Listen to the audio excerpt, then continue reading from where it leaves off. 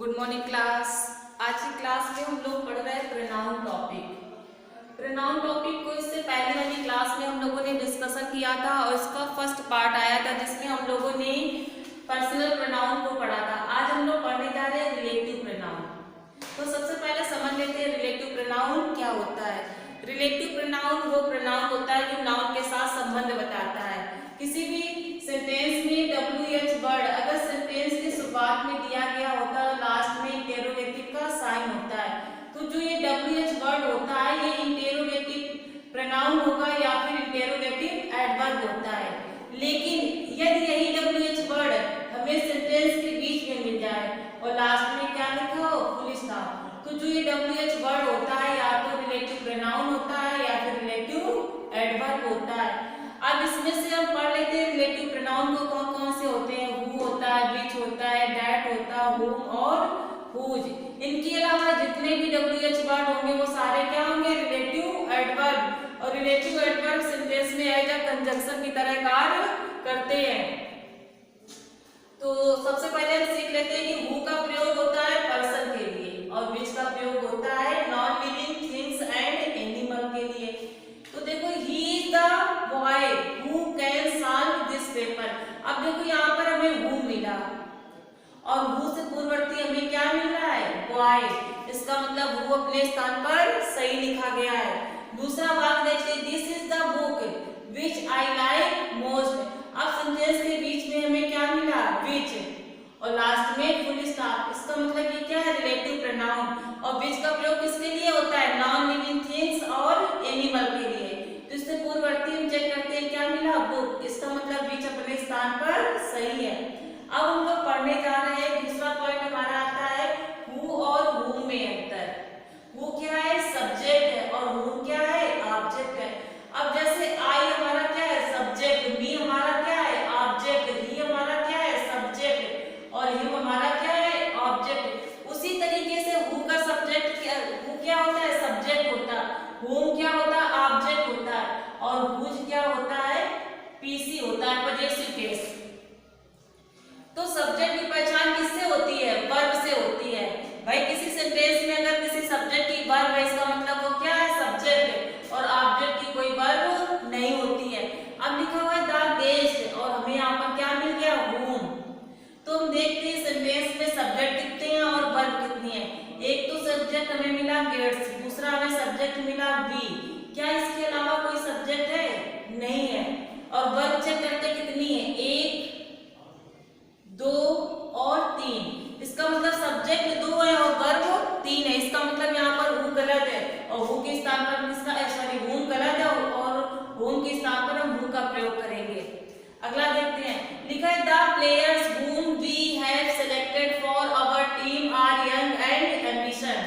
अब देखो प्लेयर हमारा क्या है, सब्जेक्ट, और वी हमारा क्या है, सब्जेक्ट। अब वर्ब चेक कर लेते हैं, हैव सेलेक्टेड यानी एक वर्ब मिली, आर 2 वर्ब, कितने सब्जेक्ट 2, और वर्ब कितनी हो गई, 2। इसका मतलब यहाँ पर whom कैसा है, सही। यहाँ पर who सब्जेक्टिव केस में आया और यहाँ पर whom ऑब्जेक्टिव केस में आया है।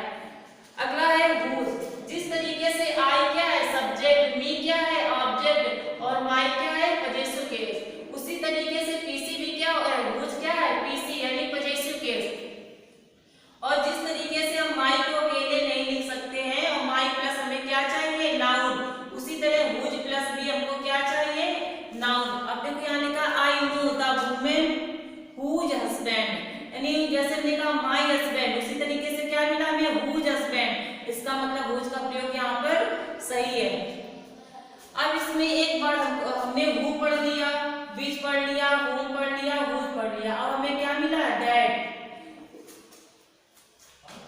तो हु आता है पर्सन के लिए, किसके लिए आता है, पर्सन के लिए हम लोग करते हैं। लेकिन डेट का प्रयोग हमेशा नहीं किया जाता। सेंटेंस में कुछ कंडीशन होती तभी हम प्रयोग करते हैं, और वो कंडीशन कितनी होती है, 4। पहली होती है सेंटेंस में सुपरलेटिव डिग्री का जब प्रयोग होता है तब भी हु और विच गलत होते हैं, उनके स्थान पर हम डेट का प्रयोग करते हैं। दूसरा पॉइंट आता है इंडेफिनिट प्रोनाउन के साथ। किसी भी सेंटेंस में अगर इंडेफिनिट प्रोनाउन दिया गया है तो रिलेटिव प्रोनाउन हु और विच गलत होते हैं, उनके स्थान पर दैट का प्रयोग होता है।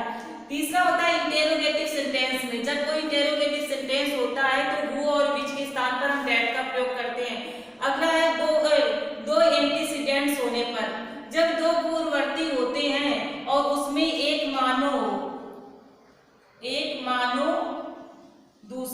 अन्य। अगर दोनों मानव हैं या दोनों कोई वस्तुएं हैं तब इसका प्रयोग नहीं होता। इसका प्रयोग तभी होगा जब एक मानव और दूसरा अन्य कोई हो, तब हम हु और विच के स्थान पर दैट का प्रयोग करते हैं। लिखा है ही is the best boy who can solve this problem. यही सेंटेंस है जो हमने भी पहले पढ़ रखा है। अब देखो हु आया है और उससे पहले क्या है बॉय, और हु आता है पर्सन के लिए और बॉय क्या है पर्सन है।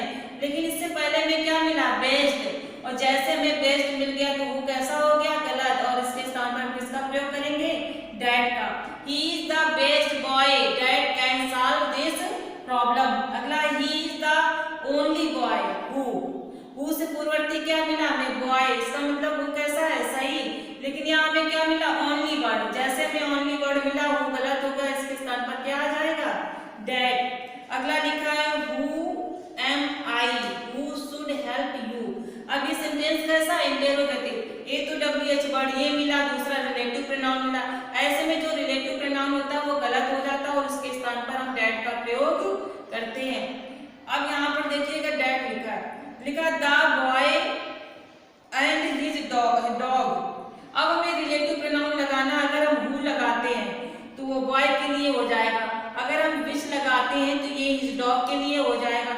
हमें कोई ऐसा रिलेटिव प्रोनाउन चाहिए जो दोनों के स्थान पर सही आए, तो वो क्या है दैट, और हु और विच यहाँ पर गलत हो जाएंगे। तो आज की क्लास में हमने पढ़ा रिलेटिव प्रोनाउन, और इसके आगे कल हम कंटिन्यू क्लास को करेंगे। आज की क्लास के लिए थैंक यू।